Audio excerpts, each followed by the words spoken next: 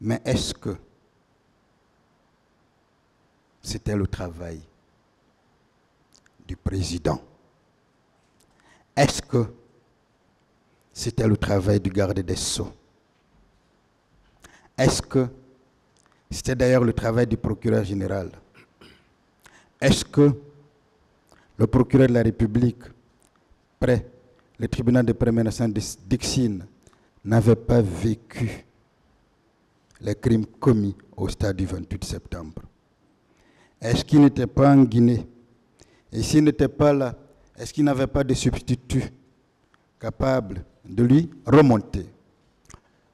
Je vais prendre mon temps dessus parce que j'ai entendu ici des parquetiers dire à un accusé, M. Goum, que vous êtes officier de police judiciaire. Qu'avez-vous fait puisque vous vous êtes trouvé sur le terrain?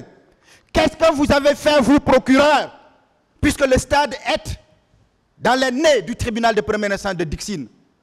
Ça veut dire quoi? Si M. Goum est là parce qu'il n'a rien fait, vous devrez aussi être là parce que vous n'avez rien fait. Mais pourtant, c'est vous qui aussi devrez être à sa place parce que vous n'avez rien fait, parce que vous pensez que le président Dadis n'a rien fait, qui êtes ici assis et vous poursuivez. Si on doit poursuivre le président Dadis parce qu'il n'a rien fait pour le plan judiciaire, si on doit reprocher à l'accusé Blaise Goum parce que OPJ, se trouvant sur le terrain, n'a rien fait, vous pensez que vous, on ne peut pas vous poursuivre? C'est pour ça, quand je vais parler des peines requises que vous avez distribuées, je vous parlerai de Antoine Quintin, pour vous dire que personne n'est au-dessus de la loi. Quand vous poursuivez le droit, c'est aussi quelque part une logique.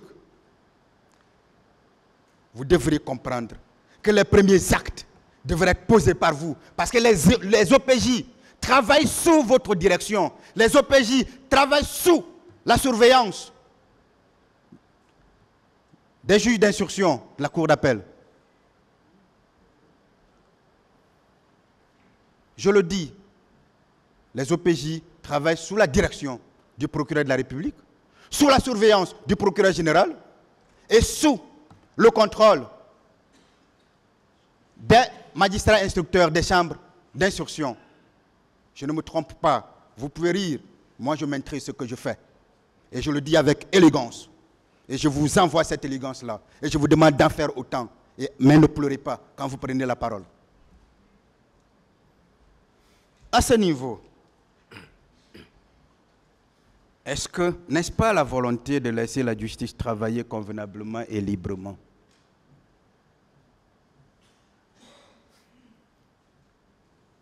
En cas de commission d'une infraction, à qui doit-on demander les défauts de poursuite dans un état de droit? Certainement au procureur de la République. Parce que la loi lui confère tout ce pouvoir.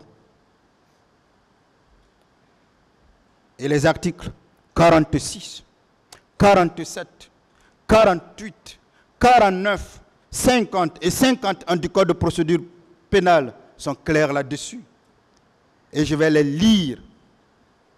Je vais les lire intégralement pour que ce parquet comprenne que poursuivre quelqu'un sur le fait qu'il n'a posé, il n'a pas pris d'acte sur le plan judiciaire est tout simplement le monde à l'envers. Que dispose l'article 46? Le procureur de la République représente en personne ou par ses substituts le ministère public près le tribunal de première instance. Que dispose l'article 47? Le procureur de la République reçoit les plaintes et dénonciations et apprécie la suite à leur donner. Il procède ou fait procéder à tous les actes nécessaires à la recherche et à la poursuite des infractions à la loi pénale. À cette fin, il dirige l'activité des officiers de police judiciaire dans le ressort de son tribunal. Toute autorité constituée, tout officier public ou fonctionnaire qui, dans l'exercice de ses fonctions, acquiert la connaissance d'un crime ou d'un délit, est tenu d'en donner avis sans délai au procureur de la République et de transmettre à ce magistrat tous les renseignements, procès-verbaux et actes qui y sont relatifs. En cas de délit ou de crime flagrant, il exerce les pouvoirs qui lui sont attribués par l'article 110 du présent Code. Que dispose l'article 48? En tenant compte du contexte propre à son ressort, le procureur de la République met en œuvre la politique pénale définie par les instructions générales du ministre de la Justice, précise et le cas échéant adapté par le procureur général. Précisé et le cas échéant adapté par le procureur général. Outre les rapports particuliers qu'il établit, soit d'initiative, soit sur demande du procureur général, le procureur de la République adresse à ce dernier un rapport annuel de politique pénale sur l'application de la loi et les instructions générales, ainsi qu'un rapport annuel sur l'activité et la gestion de son parquet. Il informe au moins une fois par an l'Assemblée des magistrats, du siège et du parquet des conditions de mise en œuvre dans le ressort de la politique pénale et des instructions générales adressées à cette fin par le ministre de la Justice en application du deuxième alinéa de l'article 37. Que dispose l'article 49?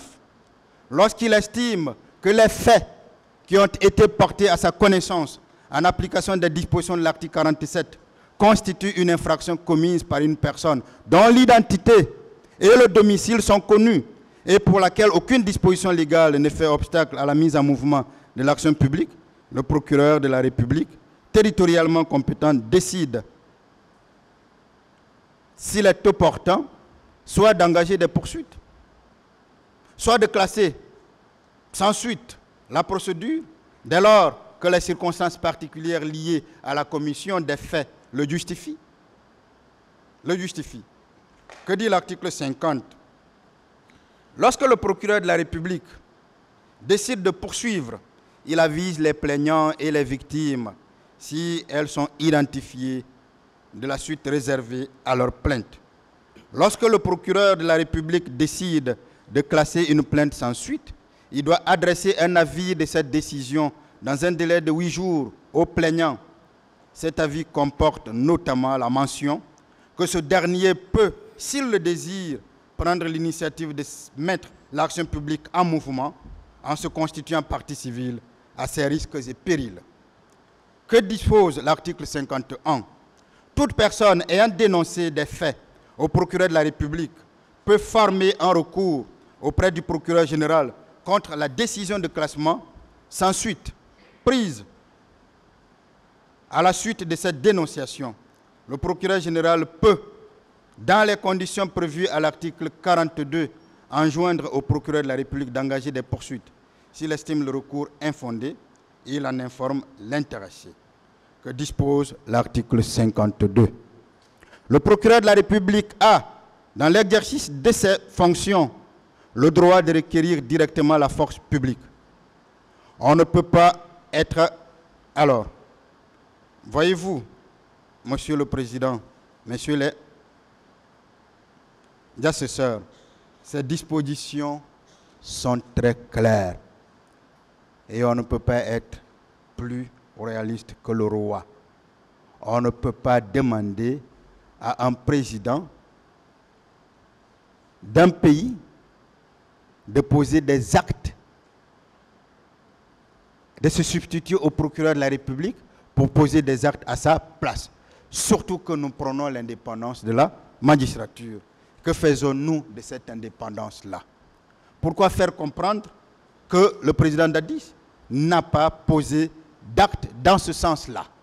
Est-ce que c'était à lui de poser de tels actes? Certainement non. Pas du tout. Sinon, si c'était le cas, l'indépendance de la magistrature serait mise à dure épreuve. Et moi, croyez-moi, j'aurais ôté ma robe. Parce que si l'indépendance des magistrats est mise à rude épreuve. Je ne vois pas quelle serait ma raison d'être quand je suis surtout avocat au contentieux, quand je sais qu'à tout moment, je peux venir directement devant vous.